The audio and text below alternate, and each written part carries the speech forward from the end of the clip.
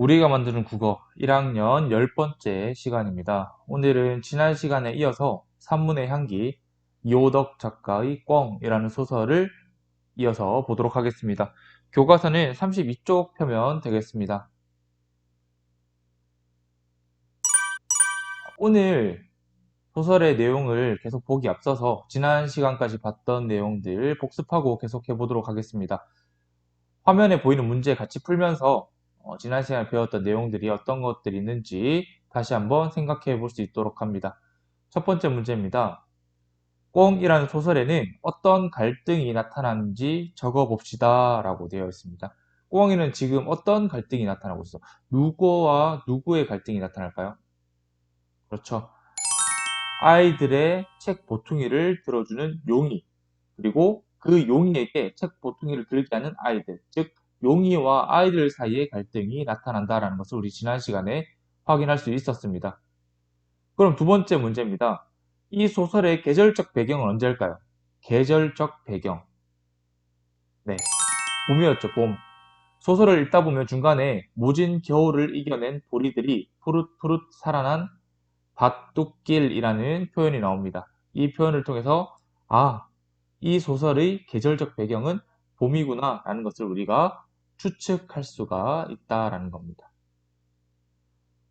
자, 그러면 우리 32쪽부터 이어서 보도록 하겠습니다.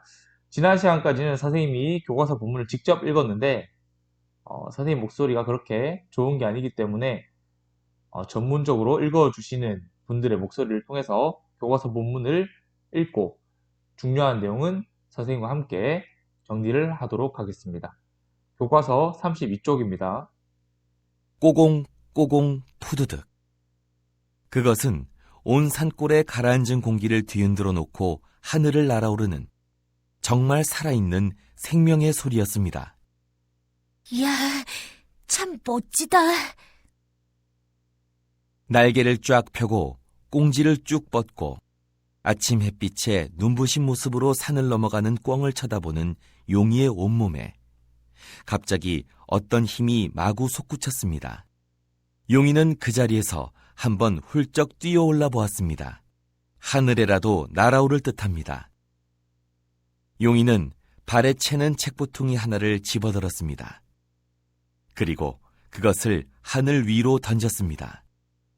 휑! 공중에서 몇 바퀴 돌던 책보퉁이가 퍽 소리를 내면서 골짜기에 떨어졌을 때 용이는 두 번째 책보퉁이를 집어 던졌습니다. 또 하나, 또 하나. 마지막에 던진 작대기는 건너편 벼랑의 소나무 가지를 철썩 치도록 멀리 떨어졌습니다. 눈으로 잘 따라 읽었겠죠? 그러면 지금부터 32쪽 내용 중에서 중요한 내용 같이 살펴보도록 하겠습니다. 먼저 두 번째 줄부터 세 번째 줄 살펴보면 그것은 온 산골이 가라앉은 공기를 뒤흔들어 놓고 하늘을 날아오르는 정말 살아있는 생명의 소리였다라고 합니다. 이 정말 살아있는 생명의 소리는 뭘 의미할까요? 바로 꿩이 힘차게 날아오르는 소리입니다. 살아있다, 생명, 그리고 하늘을 날아오르다 라는 표현들을 통해서 이 꿩이 힘차게 날아오르는 모습은 긍정적인 의미를 포함한다 라고 우리가 생각을 할 수가 있습니다. 그 긍정의 의미가 어떤 것인지는 뒤편에서 다시 한번 정리를 하도록 하겠습니다. 결국 지금까지 용이는 친구들의 책가방을 대신 들어주고 또 자기보다 어린 친구들에게 놀림을 받는 그런 상황이었는데 지나가다가 꿩을 만나게 됩니다. 꿩의 날아오르는 모습을 보고 용이가 행동의 변화를 보이고 또 태도의 변화를 보이게 된다. 우리는 이 소설을 통해서 소설을 읽고 꿩을 보기 전에 용이와 꿩을 보고 난 다음에 용이의 행동과 태도가 어떤 식으로 변화하게 되는지를 정확하게 알고 있어야 합니다. 자, 그렇기 때문에 꿩이 굉장히 중요한 소재다라는 것도 우리가 기억을 해둬야겠죠. 자, 다음 우리 살펴봐야 될 거. 꿩입니다, 꿩. 자, 꿩의 의미가 뭘까요? 꿩.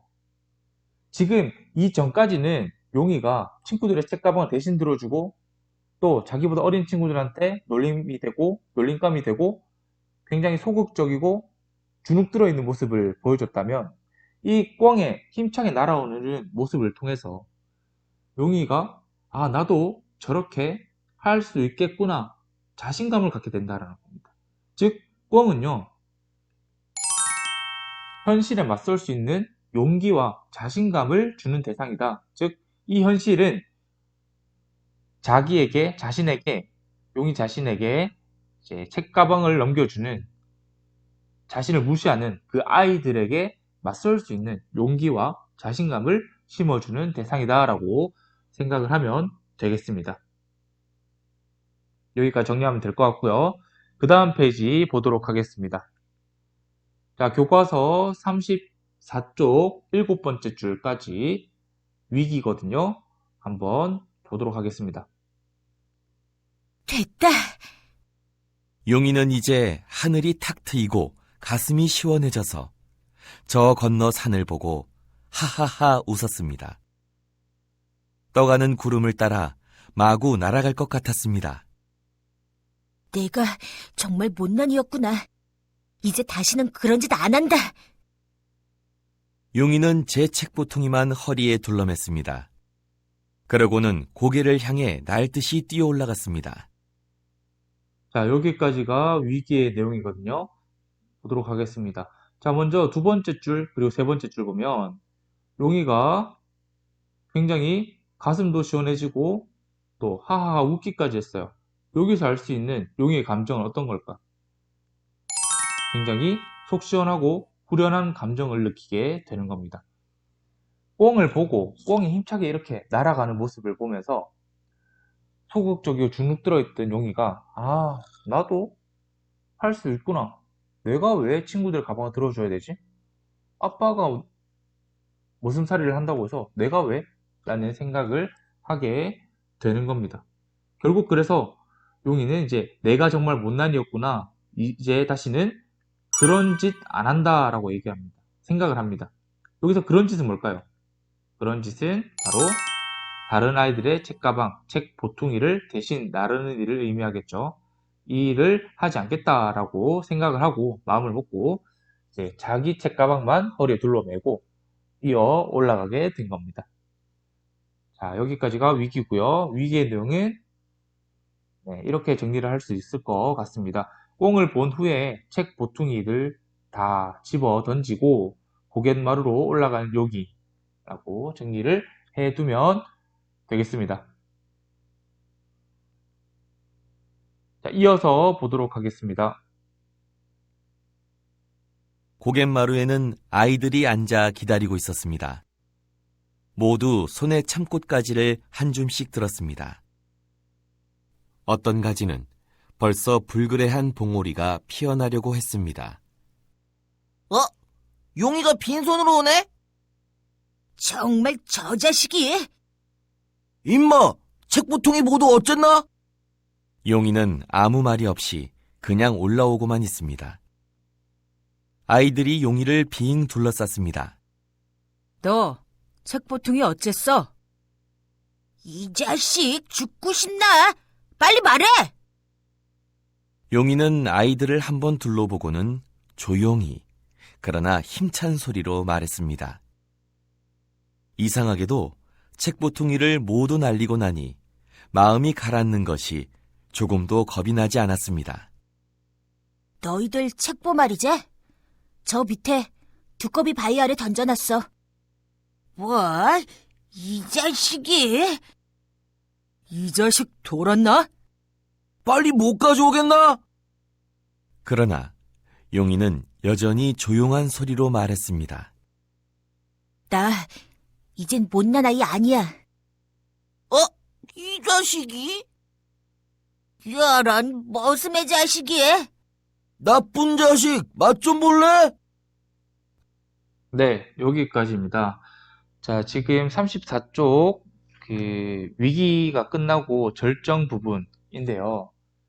자, 여기서 중요한 내용 살펴보도록 하겠습니다. 먼저 고갯마루입니다. 고갯마루. 자, 고갯마루는 뭘 의미할까요? 아까 복습할 때 이 소설의 시간적 배경, 다시 계절적 배경을 뭐라 그랬죠? 봄이라고 그랬죠? 그럼 고갯마루는 어떤 배경일까? 네, 바로 이 소설의 공간적 배경을 의미합니다. 지금 등장인물들이 모여있는 장소, 공간이기 때문에 이 고갯마루라는 장소가 공간적 배경이 되는 겁니다. 지금 34쪽은 용이와 그리고 아이들 간의 갈등이 계속해서 커지고 있는, 절정에 치달르고 있는 모습들을 보여주고 있습니다.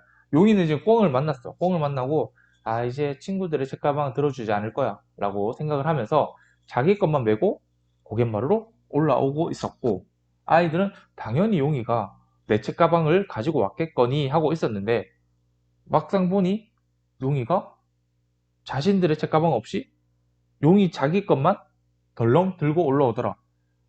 근데 용이가 와서 하는 말이, 나는 더 이상 너희들의 책가방을 들어주지 않을 거야 라고 당당하게 얘기하는 모습.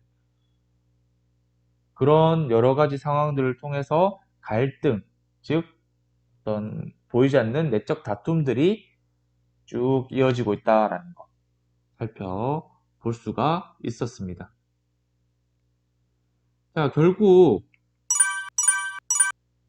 그 용이의 태도가 변했다라는 겁니다. 그 전까지는 조금 위축되어 있던 용이에서 당당해진 용이로 변하는데, 그 화면에 초록색으로 칠해져 있는 부분을 보면요, 용이는 아이들을 한번 둘러보고는 조용히 그러나 힘찬 소리로 말했고, 어떤 말을 했느냐, 나 이제 못난 아이 아니야 라고 당당하게 힘차게 얘기를 합니다.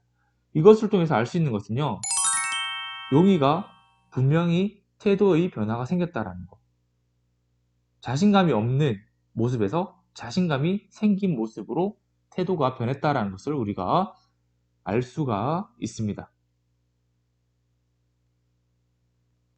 자, 다음 페이지 35쪽입니다. 35쪽 여섯 번째 줄까지 보겠습니다. 여기까지가 절정입니다. 아이들의 발과 주먹이 용이를 덮쳐왔을 때 용이는 번개같이 거기를 빠져나와 몇 걸음 발을 옮기더니 발밑에 있는 돌을 두 손으로 한 개씩 거머쥐고는 거기 있는 커다란 바윗돌 위에 껑충 뛰어올랐습니다. 그 몸놀림이 어찌나 재빠른지 아이들이 모두 놀랐습니다. 지금까지의 용이와는 아주 다른 딴 아이였습니다. 자, 덤빌람 덤벼. 누구든지 오는 녀석은 가만두지 않을 끼다.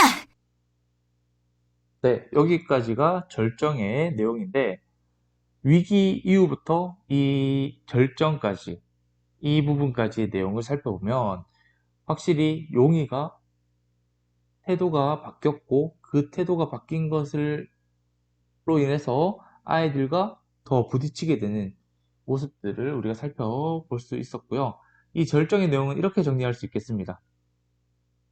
아이들에게 이제는 당당하게 맞서는 용이의 모습, 용이라고 정리를 해두면 될 것 같습니다.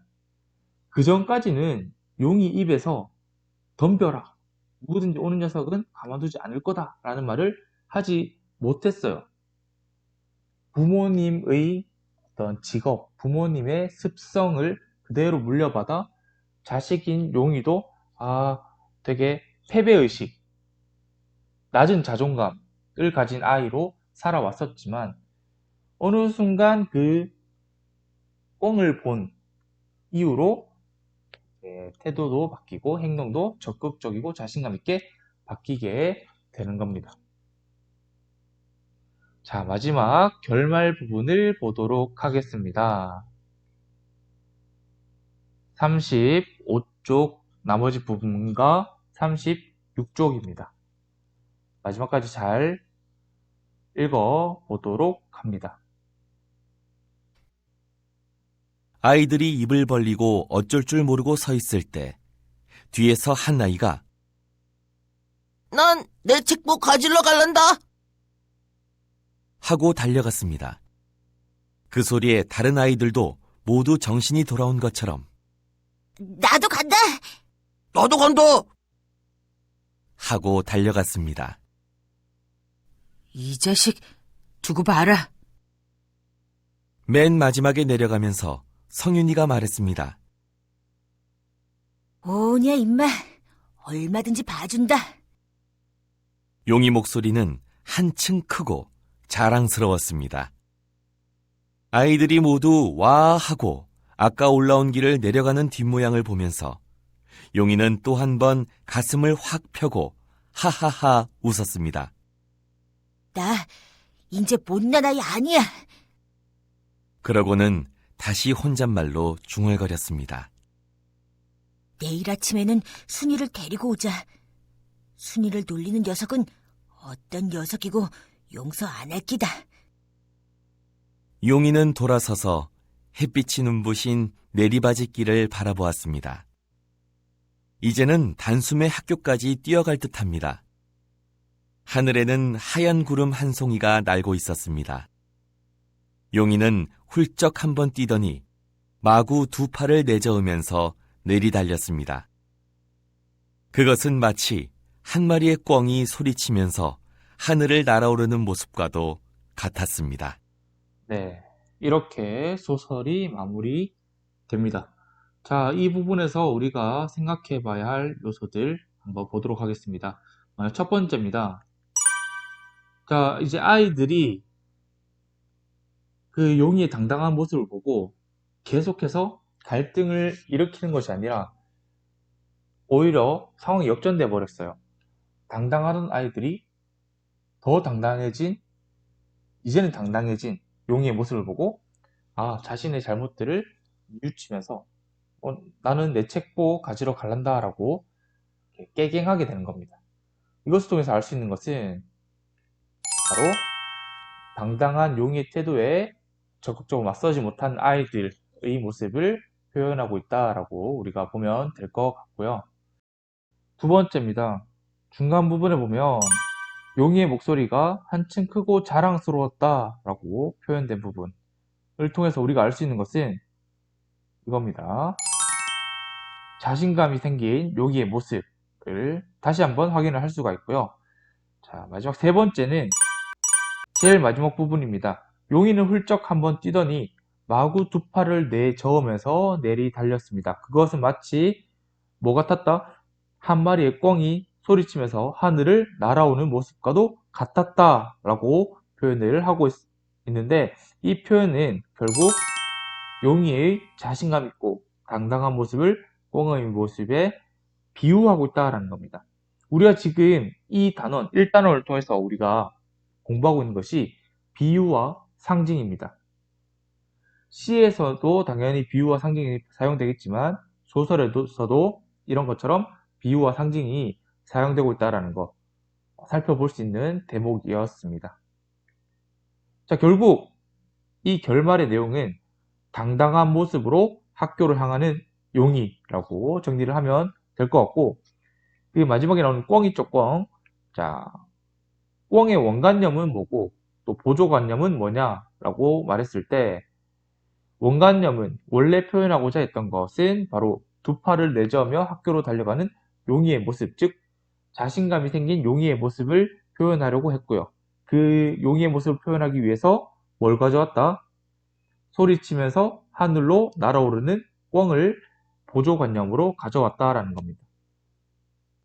우리 지난 시간에 배웠던 것처럼 원관념은 이 표현을 만든 작가가 원래 표현하려고 했던 어떤 대상, 관념이고요. 보조관념은 이 원관념을 표현하기 위해서 가져온 비슷한 속성을 가진 어떤 다른 대상을 가리키는 겁니다. 즉, 이 소설에서는 용의의 모습을 뭐에 비유했다? 꿩에 비유해서 표현하고 있다라고 우리가 정리를 하면 되겠습니다. 자, 그럼 여기까지 소설을 정리를 해봤고요. 교과서 38쪽 보면 소설의 줄거리를 정리하는 내용이 나옵니다. 우리 같이 한번 정리를 해보도록 하겠습니다. 첫 번째 그림인데요. 땡땡땡이 된 첫날 용이는 학교에 가지 않겠다고 어머니에게 투정을 부리다가 집을 나선대요. 이 땡땡땡이 들어갈 말은 뭘까요? 네, 4학년이죠. 4학년이 된 첫날 용이는 학교에 가지 않겠다고 투정을 부립니다. 왜 투정을 부리는지 그 다음에 보도록 하겠습니다. 자, 두 번째 그림입니다. 용이는 무슨 이유로 아이들의 책 보퉁이를 매줄까요? 바로 머슴의 아들이라는 이유로 다른 아이들의 책 보퉁이를 대신 메고 고갯길을 올라갑니다.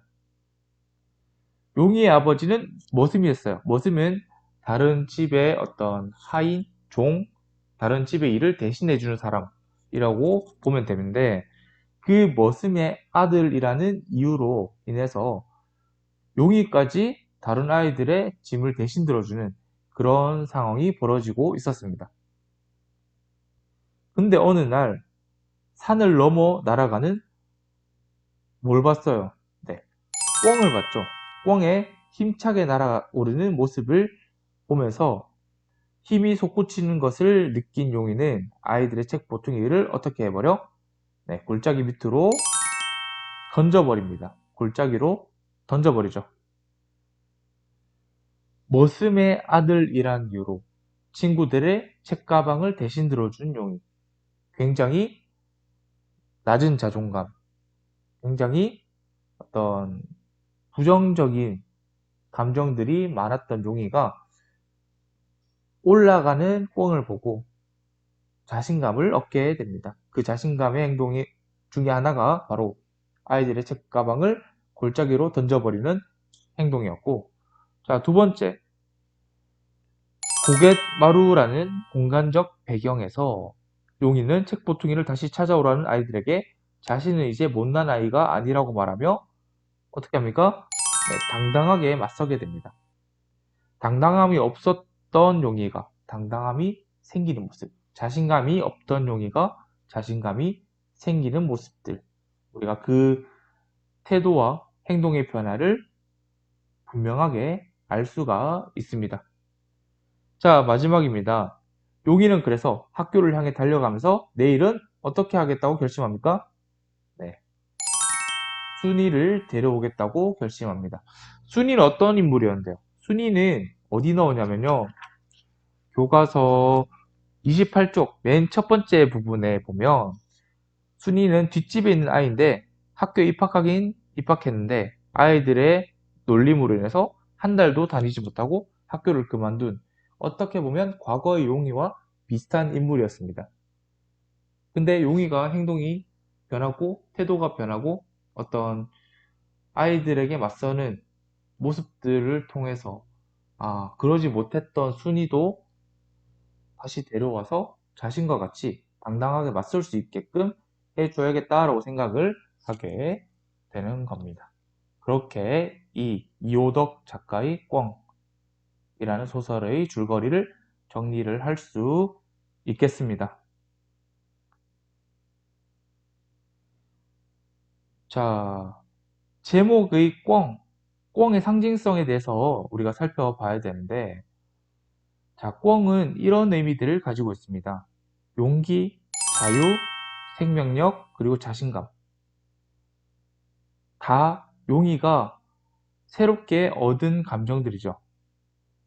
결국 그 용이는 꿩을 통해서 이러한 감정들을 얻게 되었고, 우리가 꿩의 상징성을 이렇게 설정한 이유는요, 자, 아이들의 책 보퉁이를 골짜기로 던져버린 행동을 통해서 용기라는 것을 알 수가 있고, 꿩이 소리치며 날아오르는 모습을 통해서 자유를 알게 되고, 세 번째, 꿩이 날아오르면서 우는 소리를 통해 생명력을 우리가 알게 됐고, 마지막으로 꿩의 모습을 보고 어떤 힘이 마구 솟구치는 용이를 통해서 자신감이라는 것을 우리가 알 수가 있습니다. 결국 이 꿩은요, 용기와 자유와 생명력과 자신감을 상징한다 라는 겁니다. 자, 그러면 이 소설의 주제는 뭘까요? 주제. 주제는 이렇게 정리를 하면 되겠습니다. 첫 번째는 부당한 차별에 당당하게 맞서는 자유, 맞서서 얻은 자유. 그리고 두 번째는 부당한 일에 당당하게 맞서는 용기. 결국 그 꿩의 상징성과 주제가 이어진다라고 보면 되겠습니다. 잘 정리를 해 놓도록 하고요. 자, 하나만 더 보도록 하겠습니다. 비유와 상징. 우리가 지금 비유와 상징을 배웠는데 이 비유와 상징의 특징 마지막으로 정리를 하도록 하겠습니다. 자, 비유는요. 비유의 개념은 지난 시간에 했던 내용들 다시 살펴보도록 하고요. 비유는 표현할 때 원관념과 보조관념이 모두 나타납니다. 예를 들어서 사과 같은 내 얼굴이라고 했을 때 원관념은 뭔데요? 내 얼굴이고 보조관념은 사과죠. 이 내 얼굴과 사과, 원관념과 보조관념이 모두 나타나게 되는 거고 이 원관념과 보조관념이 1대1로 대응해요. 사과 같은 내 얼굴, 사과는 내 얼굴 이런 식으로 1대1로 대응한다라는 특징이 있고요. 상징은요. 원관념은 나타나지 않고 보조관념만 나타납니다. 예를 들어서 행운을 나타내는 행운을 상징하는 게 바로 네잎클로버거든요. 인터넷에 행운을 검색하면 이미지에 네잎클로버 사진이 굉장히 많을 겁니다. 자, 우리가 행운을 표현하기 위해서 행운과 네잎클로버를 다 나타내는 것이 아니라 원관념인 행운은 나타내지 않고요. 보조관념인 네잎클로버만 제시를 합니다. 맞죠? 잘 보면 비유와 상징이 이런 차이가 있습니다. 자, 이 상징은 그리고 이 원관념과 보조관념의 대응이 1대1이 아니고 1대 다입니다. 행운을 상징하는 게 네잎클로버만 있는 게 아니고 사람에 따라서 행운을 상징하는 것이 TV가 될 수 있고 휴지가 될 수 있고 책이 될 수 있고 노트북이 될 수 있고 이렇게 1대 다, 1대 여러 개로 대응을 한다는 게 상징의 특징입니다. 비유와 상징의 특징 조금 어렵지만 정리를 할 수 있으면 정리를 해 뒀으면 좋겠습니다.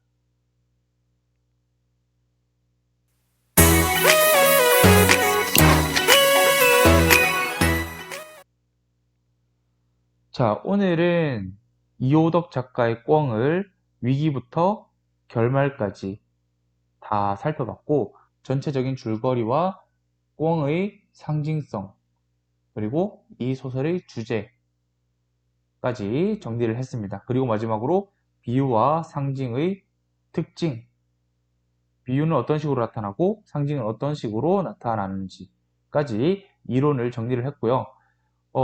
이 내용들을 통해서 이 내용들을 바탕으로 여러분들이 실제로 비유적인 표현을 활용할 수 있어야 되고 상징적인 표현을 사용할 수 있어야 됩니다. 여러분들 등교 계약을 하게 되면 시를 짓는 연습들을 할 거고요. 글을 창작하는 연습들을 할 텐데 이 시와 글을 쓸 때 다양한 비유적 표현, 다양한 상징들을 사용해서 글을 지을 수 있도록 노력했으면 좋겠습니다. 오늘은 여기까지 하겠습니다. 수업 듣느라 고생하셨습니다. 다음 시간에 만나겠습니다.